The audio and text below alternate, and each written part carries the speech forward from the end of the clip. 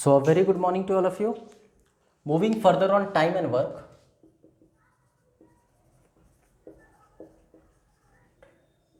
This lecture is dedicated to only one single type of question, a very important question जो frequently आपसे exam में पूछा जाता है. कोशिश करेंगे आप इसको समझने का. सवाल कहता है 3 men, 4 women and 6 children can do a job in 7 days. If a man is half efficient than woman and a child is half efficient than man, in how many days one woman can complete the job? Okay इसका एक और प्रारूप हो सकता है 3 पुरुष 4 महिला 6 बच्चा किसी काम को 7 दिन में कर सकते हैं. If a man is half efficient then women, इसका एक और लैंग्वेज आपके एग्जाम में मिलेगा. I should write that even. सवाल कहेगा 3 पुरुष 4 महिला and 6 children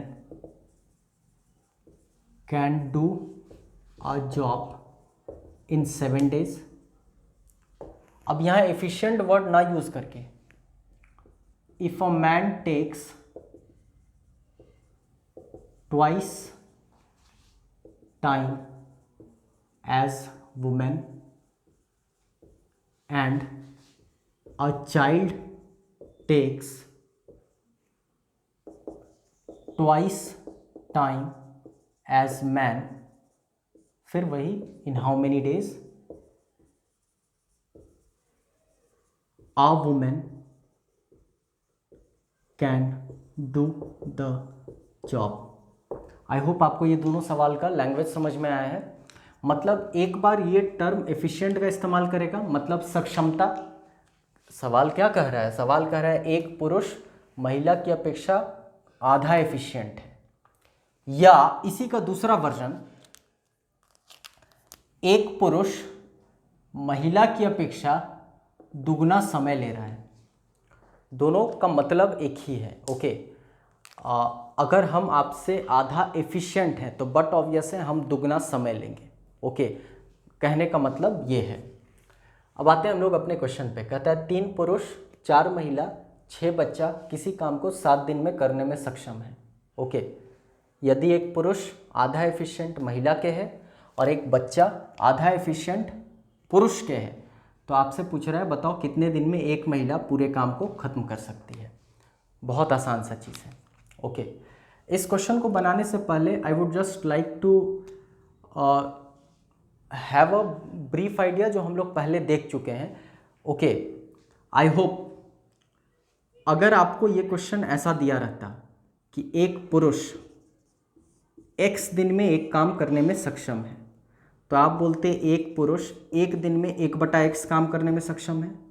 हम ये कहते हैं वुमेन y दिन में एक काम करने में सक्षम है, तो बोलते हैं वुमेन एक दिन में 1/y काम करने में सक्षम हो. आई होप एक काम, तो वुमेन एक दिन में 1/y काम. और कहा जाता अगर चिल्ड्रेन z दिन में एक काम, तो चिल्ड्रेन एक दिन में 1/z काम. ओके मतलब अगर जो ट्रेडिशनल टाइम एंड वर्क का क्वेश्चन होता है जिसमें 10, 12, 8 इस तरह के आंकड़े दिए रहते हैं, उस तरह का ये सवाल होता तो हम लोग इस पैटर्न पर बनाते और बहुत आसानी से बतला देते कि 7 दिन तक काम करवा दो x को, मतलब पुरुष को 7/x, 7 दिन तक काम करवा दो महिला को 7/y, और 7 दिन तक काम करवा दो बच्चे को 7/z, और काम खत्म हो गया.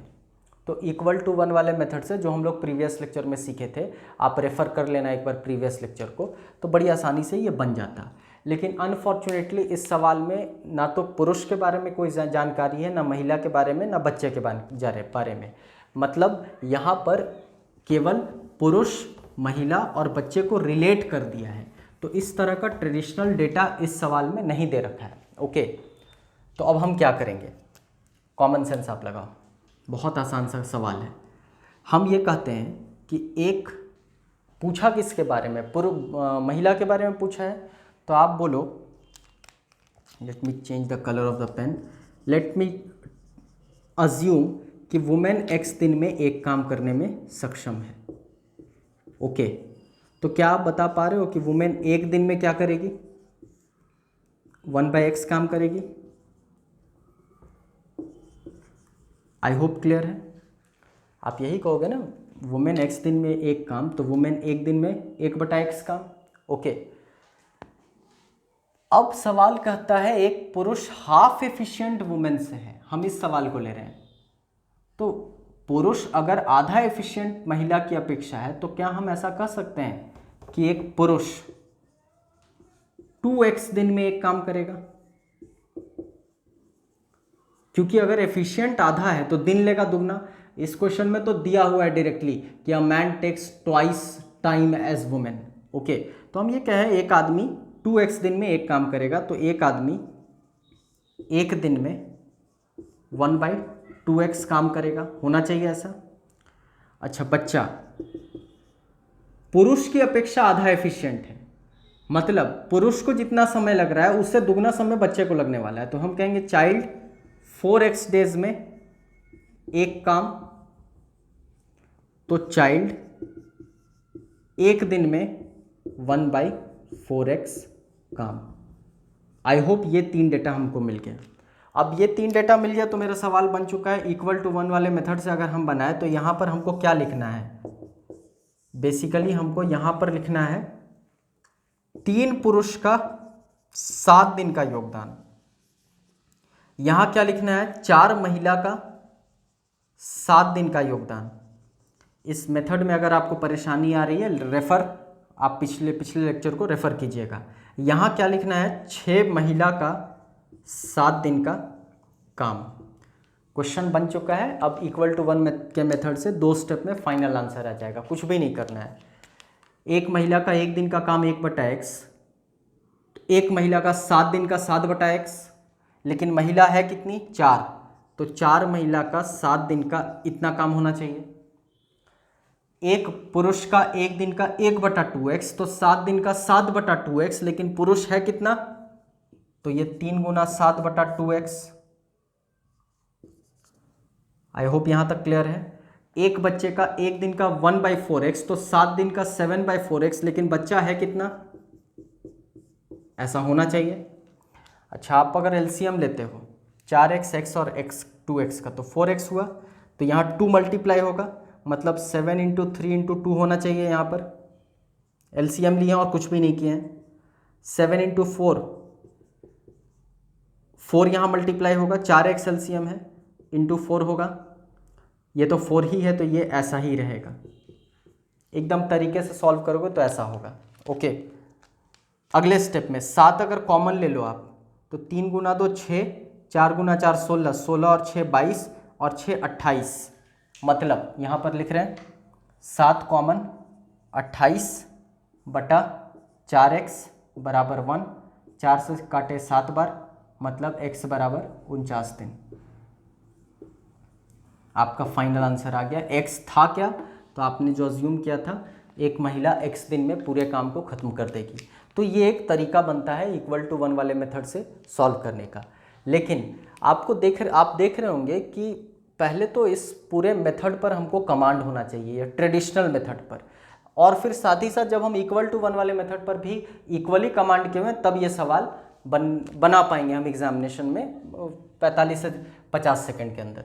लेकिन जब कभी भी भविष्य में अगर इस तरह का सवाल आ जाए जिसमें कंपैरिजन दिया रहे, तो हम ये नहीं सजेस्ट करेंगे इस मेथड को फॉलो करना। इक्वल टू 1 की अपनी महत्ता है, ट्रेडिशनल मेथड की अपनी महत्ता है, इंपॉर्टेंस है, इक्वल इंपॉर्टेंस है। ओके, इनफैक्ट हर एक मेथड का अपना एक इंपॉर्टेंस होता है। But for specifically this question, I will not suggest you all to either go for traditional method, rather go for LCM method, rather go for efficiency method या fraction method या equal to 1 जो भी आप समझो, ये सारे method को आप यूज़ नहीं करेंगे. We will take a very beautiful method जिसको हम लोग conversion method मानेंगे, और ये मेथड बस और बस, I repeat, ये मेथड बस और बस इस तरह के ही सवाल पर एप्लीकेबल होगा जहाँ पर रिलेट करके ए बी सी को दिया रहेगा. जैसे A B C in the sense पुरुष, महिला और बच्चा.